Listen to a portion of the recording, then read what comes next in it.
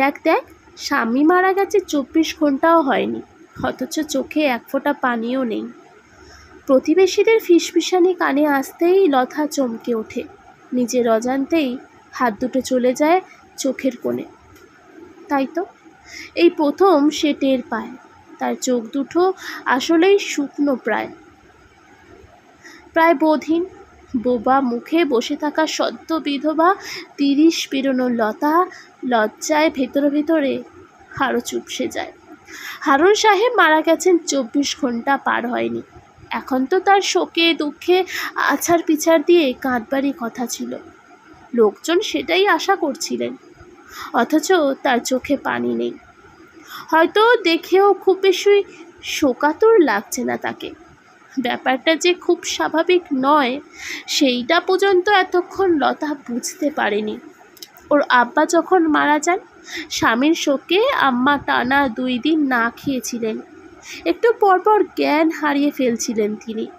তারও কি এখন উচিত নয় স্বামীর জন্য তেমন করেই শোক প্রকাশ করা? কিন্তু সে পারছে না কেন? বছর 3 আগের কথা, লতার কাছে এক বান্ধবী রোড অ্যাক্সিডেন্টে মারা গিয়েছিল। স্ত্রীর মৃত্যুতে স্বামী ভদ্রলোক কিছুক্ষণ মুখ কাচুমেচু করে রাখা ছাড়া আর কোনো বিশেষ শোকের প্রকাশ দেখাননি। তাতে অবশ্য সমাজের মানুষ কিছুই বলেননি তাকে। এই সমাজে স্ত্রীর মৃত্যুতে পুরুষদের তীব্র শোক প্রকাশ না করলেও চলে। লতা জানালা দিয়ে বাইরে তাকালো। হয়তো সাদা কাপড়ে জড়িয়ে লোকটা এখনো খাটিয়াতে লম্বা হয়ে শুয়ে আছে।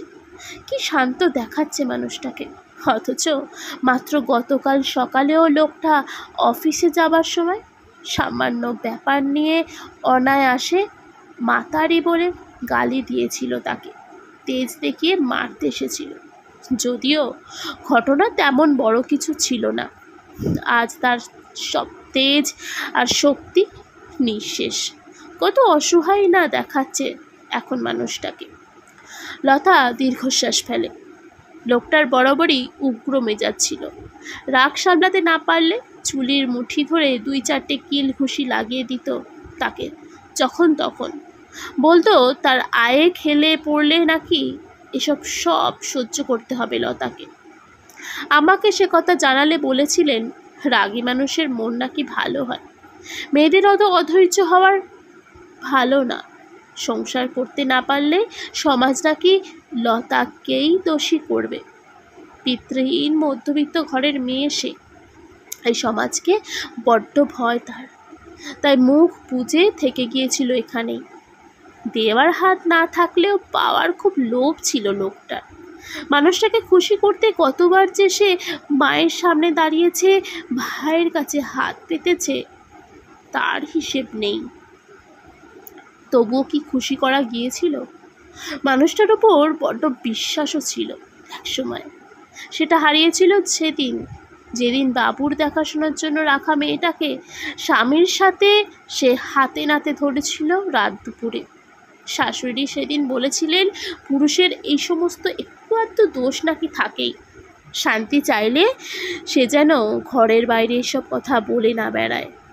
আশ্চর্য ব্যাপার, চাপে পড়ে শাশুড়ির কথা মতন স্বামীর কুকীর্তি চাপা দিয়েছিল সে। তাতে অবশ্য মানুষটার স্বভাবের পরিবর্তন হয়নি কিছুই। তবে লোকটা লতার কিছু উপকার করেছিল।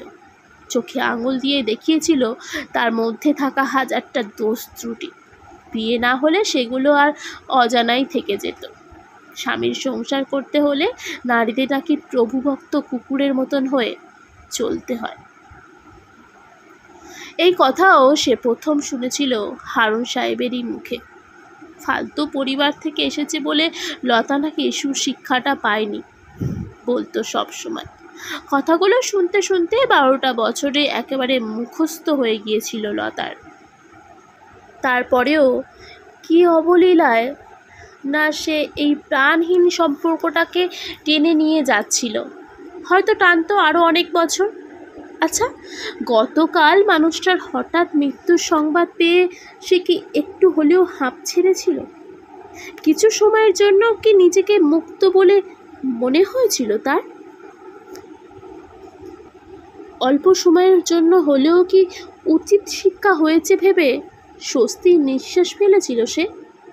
আচ্ছা, স্বামীর মৃত্যুতে তার কি কোনো ক্ষতি হয়ে যায়নি? তাদের সন্তান কি পিতৃহারা হয়নি? তবে ভবিষ্যতের অনিশ্চয়তা কেন এখনো তাকে কাতর করছে না? তাদের কি কোনো সুখস্মৃতি নেই? কেন সেসব মনে পড়ছে না? হঠাৎ দাদির কথা মনে পড়ে লতার। শেষ দিকে কথায় কথায় বৃদ্ধ স্বামীকে প্রচুর গালমন্দ করতেন তিনি। লতার ভীষণ মায়া লাগতো। দাদাজান তখন বয়সের ভারে ন্যায্য, চলৎ শক্তিহীন মানুষ। বুঝতো না কেন দাদি এত নিষ্ঠুরতা, রাগ এই অসহায় মানুষটার উপর দেখাতো। আজ মনে হলো দাদি জানেরও মনেও কি এমন তীব্র কোনো ক্ষোভের পাহাড় জমেছিল? মানুষটাকে একটু পরে নিয়েই সমাহিত করা হবে। যে মানুষটা গতকাল সকালেও স্ত্রীকে অশ্রাব্য গালিগালাজ করে জুতো ছুঁড়ে মেরেছিল, ঘাড় ধরে ঘর থেকে বের করে দেবার হুমকি দিয়েছিল বারবার, বিকালেই তার হার্ট অ্যাটাকে মৃত্যু হলো। আর আজ কিছুক্ষণ পর সে নিজেই এই বাড়ি ছেড়ে চলে যাবে চিরদিনের মতন। জীবন কি অনিশ্চিত জেনেও কেন সেই জীবন নিয়ে আমাদের এত বড়াই? লতা নির্লজ্জের মতন পানেহীন চোখে বসে থাকে। পাড়া প্রতিবেশী ফিসফিস করে বলে, দেখ দেখ, স্বামী মারা গেছে অথচ চোখে এক ফোঁটা পানি নেই। সেই ফিসফিসানিতেও লতার চোখে পানি আসে না। সে শান্ত মুখে কেবল বিড়বিড় করে। যে সমাজ নষ্ট স্বামীর কর্ম তার স্ত্রীকেই চাপা দিতে বাধ্য করে, যেখানে স্ত্রীর চুলের মুঠি ধরে স্বামীরা অনায়াসে অত্যাচারের অধিকার রাখে, প্রতিনিয়ত অশ্রাব্য গালিগালাজ করা স্বামীকেও মাথায় তুলে না রাখলে যে সমাজ নারীর দিকেই বাঁকা আঙুল ওঠায়, সম্মানের ভয়ে যে সমাজে নারীদের বছরের পর বছর সুখী স্ত্রীর অভিনয় করে চলতে হয়, সে সমাজ কি করে বুঝবে কতটুকু আঘাতে, অবহেলায়, অভিমানে মানুষটির মৃত্যুতেও চোখ দুটো এমনই শুকনো রয়ে যায়?